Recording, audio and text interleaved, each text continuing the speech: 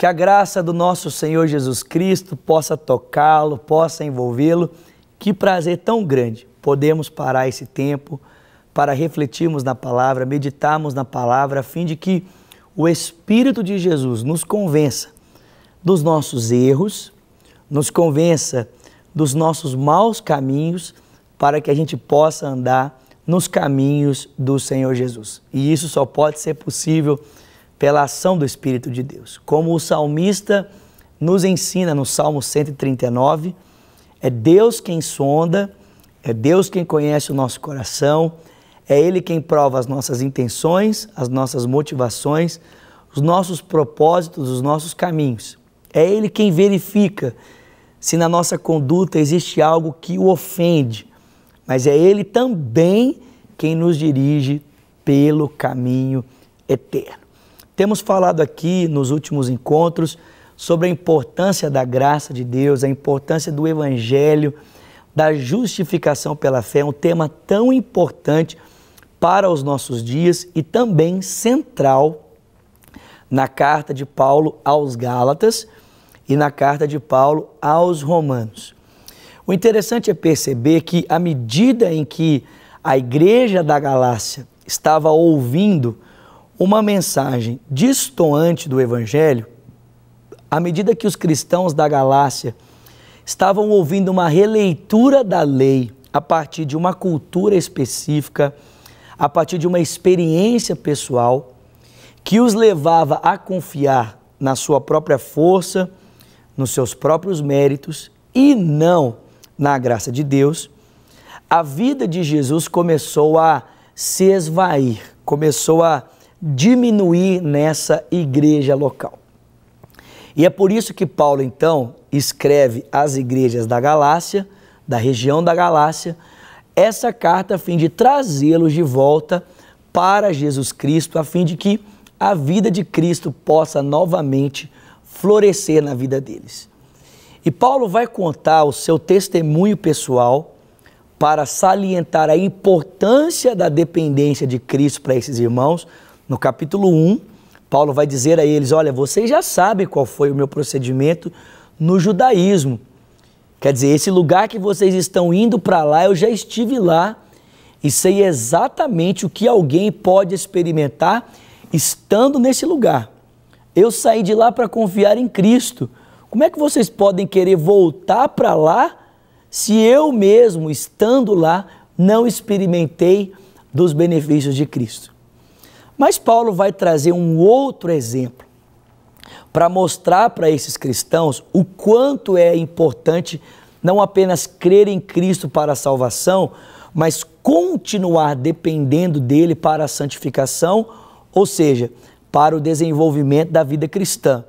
Paulo vai trazer um exemplo de um confronto que aconteceu entre ele, Paulo, e Pedro em Antioquia. O texto diz que Paulo esteve em Jerusalém para discursar a sua mensagem para Pedro e os demais apóstolos, a fim de que o apostolado dele fosse reconhecido. Uma vez que os judaizantes colocavam o apostolado de Paulo à prova, então Paulo se lembra, eu estive em Jerusalém, eu estive com Pedro, estive com Tiago, estive com João, eles ouviram a minha mensagem, não a mensagem que recebi deles, porque deles não recebi nada, recebi a mensagem do próprio Senhor e trouxe a eles essa mensagem e eles então estenderam a mim as mãos como que se a mensagem que eu estivesse pregando estivesse totalmente correta. Mas Paulo diz que houve um outro encontro com Pedro, e já não mais em Jerusalém, agora em Antioquia. E o texto diz que quando Pedro esteve com Paulo em Antioquia, o texto diz que a princípio Pedro comia normalmente com todo mundo, quer fosse gentio, quer fosse judeu. Mas Paulo diz que quando os cristãos de Jerusalém chegaram a Antioquia, Pedro então se apartou dos gentios para comer apenas com os judeus. E Paulo vai dizer que juntamente com Pedro, Barnabé e tantos outros se uniram nesta hipocrisia. Perceba como o legalismo produz dissensão, facção, produz um comportamento divisivo, divisório. Pedro estava em comunhão com todos, até que ele começou a pensar a sua fé e a relação com outras pessoas por meio de um legalismo. E o texto sagrado diz que por essa razão ele foi repreendido por Paulo publicamente. Paulo, por causa da atitude condenativa de Pedro, ele foi então repreendido publicamente diante de todas as pessoas. E aqui nós temos uma lição muito importante. E que lição é essa? É sobre disciplina na igreja. Quando é que um cristão deve ser repreendido? Quando é que um cristão se torna alvo de repreensão? É quando ele tem algum tipo de conduta que fere o evangelho. Qualquer tipo de conduta que uma pessoa tenha que fere o evangelho do Senhor Jesus Cristo, essa pessoa se torna alvo de repreensão.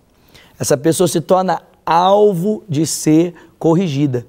E não importa qual posição ela ocupe, seja uma posição importante como a de Pedro, coluna, alguém que abriu o evangelho da descida do Espírito para judeus e gentios, não importa.